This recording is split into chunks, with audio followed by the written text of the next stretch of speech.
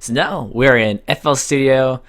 I'm sure if you're like me, when you first open this thing up, sensory overload, so many buttons at the same time. Where do you even start? Luckily, we'll go over each button as we use it. That way we're not, we're not progressively going, okay, in the file option, there's the new, and not going through each one.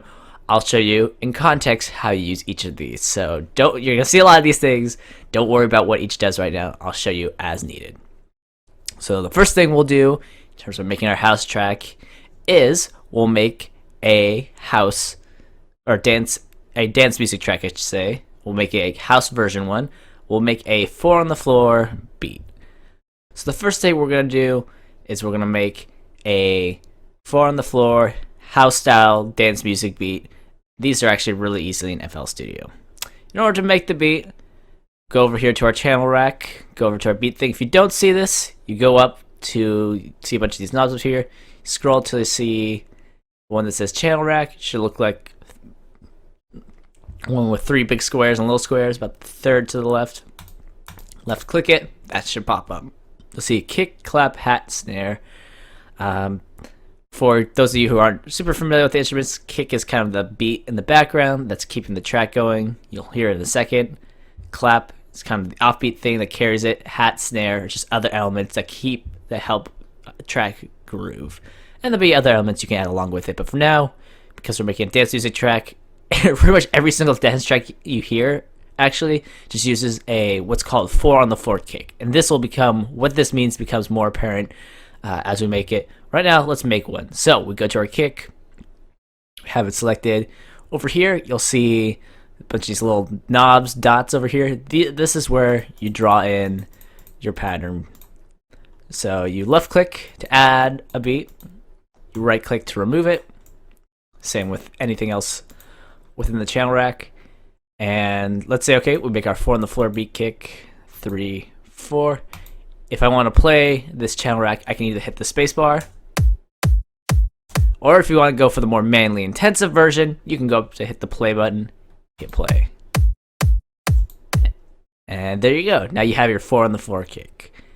Now, just to make sure we really cement home the point, I want to say, okay, it's not, I mean, it's a pretty solid kick, but we want a little bit more that goes along with it. So we'll go to our clap, and let's say, okay, every second and this pretty much every even number or every other time the kick hits, I want the clap hit. It's called the offbeat clap. You actually in dance music you hear this pattern a lot. We'll go ahead and make it in this one. So go to the clap. I say, okay, second time I want the clap to hit, left click to add.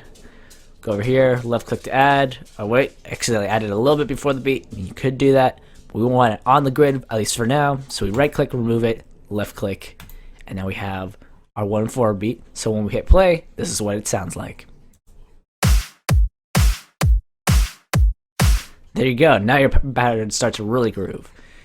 Additionally, another fun little shortcut you can use is if instead of having to manually draw the notes in and then clear them out, you can use a little shortcut where if you right click on the element you want to draw the patterns into, have this big dialog box pop up.